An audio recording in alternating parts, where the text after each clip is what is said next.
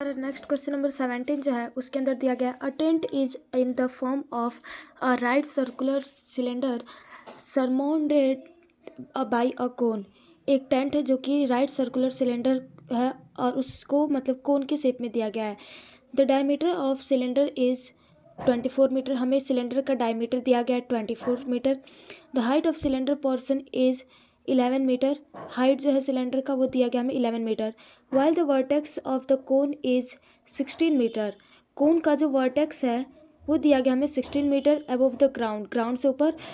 और find the area of canvas right required for the tent. तो हमें यहाँ पे एरिया फाइंड आउट करना है कि टेंट के लिए कितना कैनवास यूज होगा। तो कैनवास का एरिया फाइंड आउट करना है, बहुत सिंपल है। चलिए इसको सॉल्व करते हैं। यहाँ पे हमें सिलेंड्रिकल पार्ट के लिए आर की वैल्यू जो है वो 12 मीटर गिवन है, एच की वैल्यू जो है वो 11 मीटर गिवन है। तो यहाँ पे हम अब कॉनिकल पार्ट का अगर हम हाइट निकालेंगे तो वो बहुत सिंपल है, क्योंकि इसके अंदर हमें जो सिलेंड्रिकल का जो हाइट का पोर्शन है वो यहाँ पे हमें वर्टेक्स दिया गया है कोन का। तो वर्टेक्स के कोन से अगर हम सिलेंड्रिकल पोर्शन को अगर सब्ट्रैक्ट कर लेते हैं तो फिर हमारा फाइंड आउट हो जाएगा हाइट। तो यहाँ पे हम लिखेंगे फॉर कॉनिकल पार्ट। कोन के लिए अब हमें निकालना है, तो यहाँ पे हम निकालेंगे height, height of the cone. Cone का हाइट निकालने के लिए हम यहाँ पे 16 माइनस 11 कर देंगे तो यह आ जाएगा हमारा 5 मीटर। तो यहाँ पे ये आ गया हाइट और रेडियस जो हमें पता है, तो यहाँ पे हम निकाल सकते हैं स्लैंट हाइट यानी एल की वैल्यू। तो एल की वैल्यू जो है हो जाएगा under root H square plus R square. तो एच की वैल्यू हमने अभी फाइंड किया 5 का होल स्क्वायर प्लस आर की वैल्यू हो जाएगा 12 का होल स्क्वायर। तो बच्चों अब यहाँ पे हमें 5 का स्क्वायर हो जाएगा 25 प्लस 12 का स्क्वायर हो जाएगा 144। तो अब यहाँ पे स्क्वायर करेंगे तो यहाँ आ जाएगा हमारा 169 इक्वल टू अंडर रूट 3 169 का हो जाएगा 13 मीटर। तो ये आ जाएगा हमारा स्लैंट हाइट यानी कि एल का वैल्यू। तो अब हमें नेक्स्ट फाइंड आउट करना है एरिया ऑफ कैनवास। तो यहाँ पे एरिया ऑफ कैनवास हमें फाइंड करना है। तो इसके लिए हमें क्या करना पड़ेगा, जो कर्व सरफेस मतलब एरिया ऑफ कोन यानी कर्व सरफेस ऑफ कोन और कर्व सरफेस ऑफ सिलेंडर दोनों को हमें ऐड करना पड़ेगा। तो यहाँ पे हम लिख सकते हैं C S A of cone and plus C S A of cylinder. तो यहाँ पे हमें इन दोनों को प्लस करेंगे तो एरिया को सी एस ए को, तो यहाँ पे हमें फाइंड आउट हो जाएगा। तो इसका जो सी एस ए होता है कोन का वो होता है pi R L plus C S A of cylinder होता है 2 पाई आर एच। तो यहाँ पे हमें सारी वैल्यू मालूम है, तो इसको हम शॉर्ट फॉर्म में लिख सकते हैं कि यहाँ पे पाई आर दोनों में है तो पाई आर को हम कॉमन ले लेंगे और यहाँ पे एल बच गया प्लस यहाँ पे बच गया हमारा 2h। तो अब इसको हम सॉल्व करेंगे तो इजी वे में सॉल्व हो जाएगा। तो पाई की वैल्यू हो जाएगा 22/7 इंटू आर की वैल्यू गिवन है 12 इंटू एल की वैल्यू हमने अभी फाइंड किया है 13 प्लस 2 मल्टीप्लाई एच की वैल्यू जो है यहाँ पे एच की जगह पे हम लिख देंगे 11, क्योंकि यहाँ पे एच की वैल्यू दिया गया है 11। ये सिलेंडर का है तो इसलिए सिलेंडर का ही लिखेंगे। तो यहाँ पे हो जाएगा एल 11। तो बच्चों अब यहाँ पे इसको सॉल्व करेंगे हम। तो यहाँ पे 22/7 मल्टीप्लाई 12 इंटू 13 प्लस 11 टू जो होता है 22। तो इसको अब हम ऐड करेंगे और इसको सॉल्व करेंगे तो 22/7 मल्टीप्लाई 12 मल्टीप्लाई 13 प्लस 22 आ जाएगा 35। तो 7 5 जो होता है 35। तो अब इसको मल्टीप्लाई करेंगे तो ये आ जाएगा हमारा 1320 मीटर स्क्वायर। तो बच्चों ये हो जाएगा हमारा area of canvas. I hope आपको क्वेश्चन समझ में आ गया होगा, बहुत ईजी था, बहुत सिंपल था। तो चलिए नेक्स्ट क्वेश्चन नंबर 18 को करते हैं सॉल्व।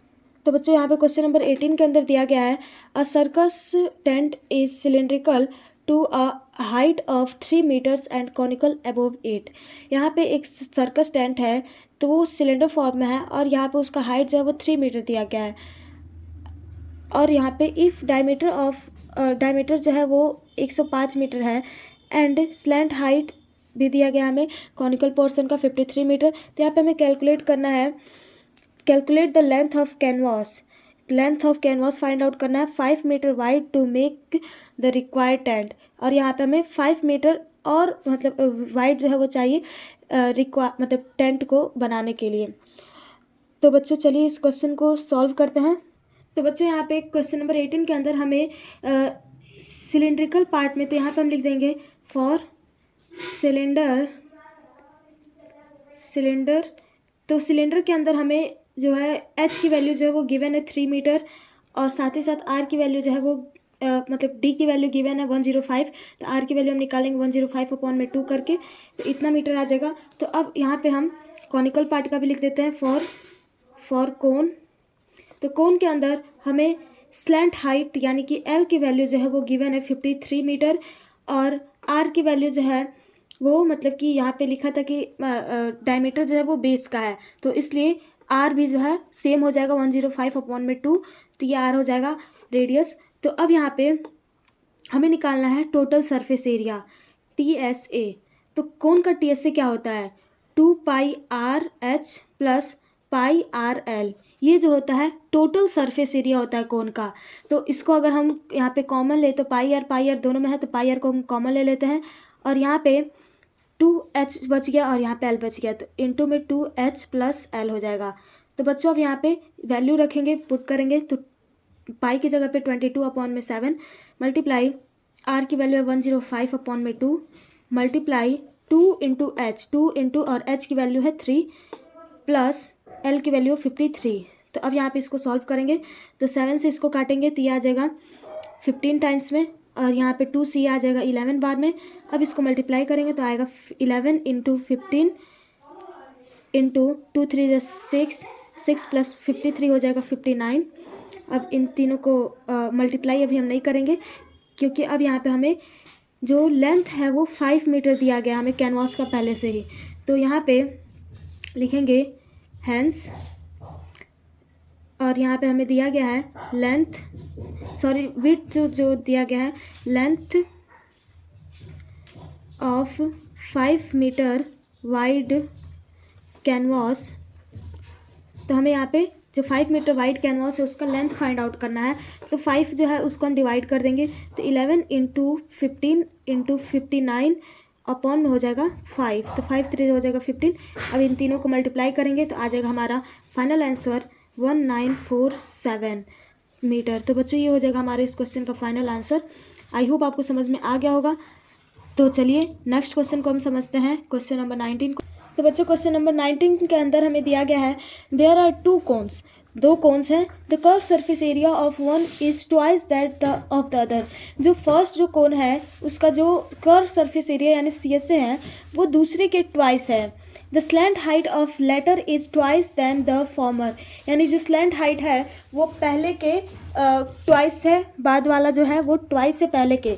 तो यहाँ पे रेशियो ऑफ देयर रेडियाई, जो दोनों का रेडियस है उसका हमें रेशियो फाइंड आउट करना है। तो चलिए फाइंड करते हैं इसको। तो बच्चों यहाँ पे हम क्या करेंगे कि जो रेडियाई है दोनों कोन्स का और स्लैंट हाइट भी है दोनों कोन्स का दिया गया हमें, तो ये हमें दिया तो नहीं गया था इसलिए हम यहाँ पे लेट करेंगे, सपोज करेंगे। तो लेट द रेडियाई, 2 कोन्स है इसलिए हम इसको प्लूरल फॉर्म में रेडियाई लिखेंगे, ऑफ 2 कोन्स। तो दोनों कोन्स का जो रेडियाई है उसको हम एक को R1 और एक को R2 सपोज कर लेते हैं। नेक्स्ट यहाँ पे let the height, sorry slant height को हम L के फॉर्म में लिख लेते हैं, L ऑफ 2 कोन्स। जो दोनों कोन्स है तो उसका जो स्लैंट हाइट है उस एक को हम L1 सपोज कर लेते हैं और दूसरे को L2। तो अब यहाँ पे जो पहला जो है CSA होगा वो आ जाएगा हमें CSA 1 जो है उसको करेंगे तो आएगा पाई R1 इंटू L1। तो यहाँ पे हमें L1 R1 इन सब का वैल्यू गिवन है, तो यहाँ पे हम इसको मतलब सॉल्व कर सकते हैं। तो यहाँ पे इसको जब सॉल्व करेंगे तो पाई की जगह पे हम पाई को ही रहने देते हैं, और R1 और L1 ये दोनों जो है सेम टू सेम रहेंगे, इसलिए सॉल्व करने के बावजूद भी ये इतना ही आएगा। तो अब यहाँ पे नेक्स्ट दिया गया हमें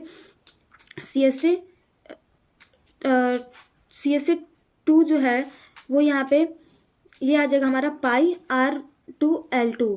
तो बच्चों यहाँ पे हमें एक चीज़ गिवन है जो कि आपको ध्यान देना है, वो है कि जो L2 है वो मतलब कि 2 टाइम्स है, सॉरी यहाँ पे मतलब कि मेरे कहने का मतलब ये है जो L1 हमें गिवन है, यानी कि जो फर्स्ट जो कोन है उसका जो स्लैंट हाइट है वो दूसरे के ट्वाइस है। तो यहाँ पे हम इसको यहाँ पे लिख सकते हैं L1 is equal to L2 जो है वो इक्वल है ट्वाइस ऑफ L1, यानी दूसरा जो कोन का स्लैंट हाइट है वो इक्वल है पहले वाले के ट्वाइस के। ये हमें गिवन है।